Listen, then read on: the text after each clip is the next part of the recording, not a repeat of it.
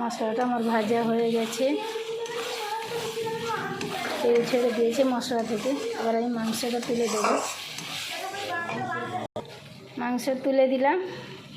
মাংসটাকে একটু কষবো ভালো করে, তারপর জল দেবো।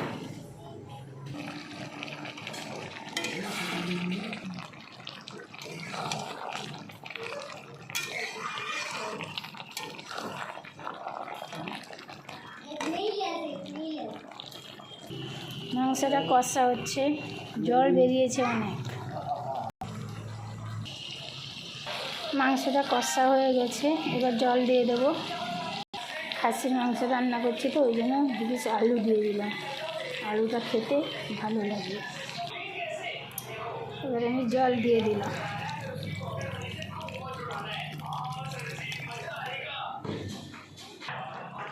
আমার মাংস রান্না হয়ে গেছে, এবার নামিয়ে নেব।